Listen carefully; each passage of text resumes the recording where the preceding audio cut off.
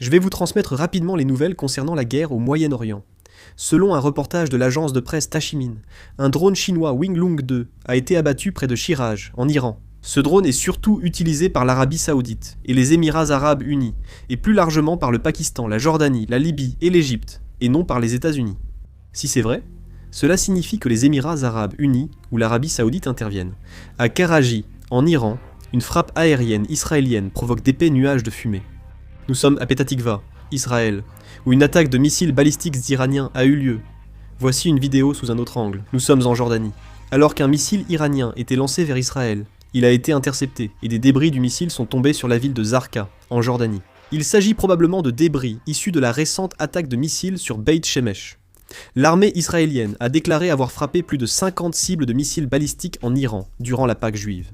Au cours des dernières 24 heures, l'armée de l'air israélienne a mené plus de 20 frappes dans le centre et l'ouest de l'Iran, détruisant des dizaines de sites de lancement et de stockage et annonçant l'interception de plus de 140 missiles.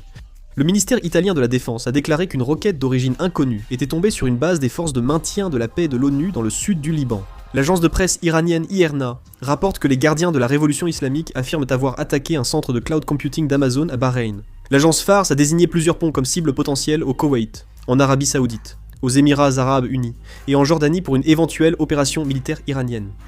Les ponts concernés sont Sheikh Jaber al-Ahmad al-Sabah, King Fahd, Sheikh Zayed, al-Marta, King Hussein, Damia, Sheikh Khalifa et Abdoun. Le président Trump a appelé les alliés de l'OTAN à soutenir les patrouilles dans le détroit d'Ormuz, déclarant à Politico qu'il devait avoir le courage d'agir. Il a aussi diffusé une vidéo montrant la destruction du plus grand pont d'Iran, affirmant qu'il était temps pour l'Iran de négocier avant qu'il ne soit trop tard. Il a de nouveau insisté là-dessus. Le porte-parole du département d'État américain a déclaré lors d'une interview avec Al Jazeera que la raison de la guerre contre l'Iran était que les États-Unis ne pouvaient pas tolérer que l'Iran possède des armes nucléaires. L'ambassadeur de Chine à l'ONU a affirmé l'opposition de la Chine à l'usage de la force au Moyen-Orient par certains États membres. Le ministre italien des Affaires étrangères a demandé un corridor humanitaire via le détroit d'Ormuz pour acheminer engrais et produits essentiels, évitant une crise alimentaire en Afrique. Le président finlandais Alexander Stubb a insisté sur le maintien du dialogue avec l'Iran après une conversation téléphonique avec le président iranien Massoud Pezeshkian. Jeudi, l'Argentine a déclaré le chargé d'affaires iranien, Mohsen Soltani Tehrani, persona non grata, et lui a ordonné de quitter le pays dans les 48 heures.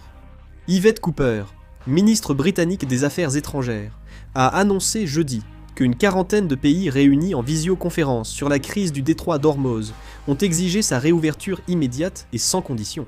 Si d'autres nouvelles arrivent, je ferai une vidéo et la mettrai en ligne. Je vais conclure la vidéo. Merci. Là